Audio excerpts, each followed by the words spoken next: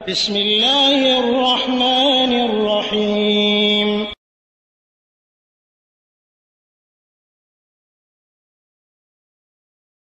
আসসালামু রহমতুল্লাহি ওয়া বারাকাতুহু।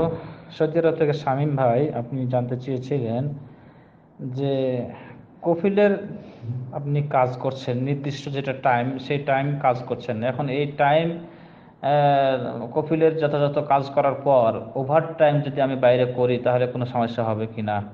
না, জি না, আপনার কোনো সমস্যা হবে না। কফিলে যদি অনুমতি থাকে, কফিলের পক্ষ থেকে কোনো সমস্যা না থাকে, তাহলে আপনি বাইরে কাজ করতে পারেন, কোনো বাধা নেই। আপনি ইনকাম করতে পারেন, হালাল উপার্জন করতে পারেন, হালাল পন্থায় কাজ করতে পারেন, কোনো বাধা নেই। তবে কফিলের অনুমতি থাকতে হবে, কফিলের বা কোম্পানির অনুমতি থাকতে হবে। কারণ আপনি বাইরে কাজ করতে গেলেন, আল্লাহ না করো কোনো কিছু ঘটনা ঘটে গেল, বিদেশে আছেন, কিছু হয়ে গেলে তখন এটা রিস্ক কে নিবে?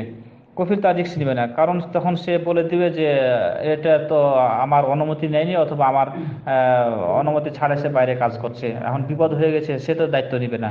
আপনার না, আল্লাহ না করো কোনো অ্যাক্সিডেন্ট হয়েছে, কোনো বিপদ হয়েছে, পুলিশে ধরে নিয়ে গেছে, তখন কফিল আপনাকে আপনার ব্যাপারে কোনো মাথা ঘামাবে না বা কোনো সাহায্য করবে না।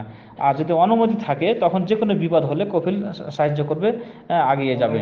সুতরাং অনুমতি নিয়ে আপনি বাইরে কাজ করেন, আপনার দুনিয়াতেও ফায়দা আছে, পরকালেও ফায়দা আছে, আপনার অর্থেরও ফায়দা আছে, ইনশাআল্লাহ আপনার বরকত হবে।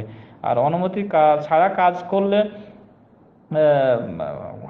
কাজ হয়ে যাবে, ক্ষতি নাই, কিন্তু ওই যে বিপদ হয়ে গেলে আপনার সমস্যা হবে, কোনো সাহায্য করবে না। তো এই জন্য অনুমতি নিয়ে কাজ করেন, কোনো সমস্যা নেই, আপনি করতে পারেন। আর এই তাবিজের বিষয় যেটা বলছেন, তাবিজ কিছু করতে পারে না। তাবিজ যদি একটা মাধ্যম মনে করে কেউ, তাহলে এটা শিরক আসগার অথবা ছোট শিরক হবে। আর যদি মনে করে তাবিজে সব কিছু করছে, তাহলে বড় শিরক হবে। সুতরাং তাবিজে কিছু করতে পারে না। হ্যাঁ, জিনের আসার আছে, জিনে মানুষকে ধরে বা মানুষের ক্ষতি করে, এটা বাস্তব।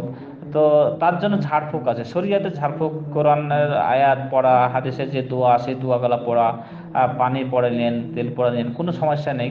শরীয়তি ঝাড়ফুঁক যেগুলো আছে, যারা আলেম ওলামা আছেন বা যারা মোটামুটি যে কবিরাজ ঝাড়ফুঁক দোয়া জানে, আমল আখলাক ভালো, তাদের কাছে ঝাড়ফুঁক করে নিতে পারেন, কোনো সমস্যা নেই। কিন্তু তাবিজ না, তাবিজ কোরআনের আয়াত দিয়েও নয়, এমনিও না, তাবিজ নেওয়া যাবে না, সুতা পরে নেওয়া যাবে না, সুতা ঝোলা যাবে না, তাবিজ ঝোলা যাবে না।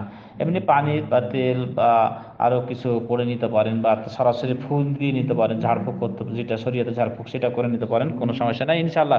শরীয়তে যে ঝাড়ফুঁক, কোরআন এবং সুন্নাহ থেকে যে দলিল গালা আছে, দোয়া গালা আছে, এগুলো যদি কেউ পড়ে, তাহলে ইনশাআল্লাহ সে সুস্থ হবে এবং জিন দূর হবে ইনশাআল্লাহ। আল্লাহ তাআলা হেফাজত করুক। জাযাকাল্লাহ খাইর।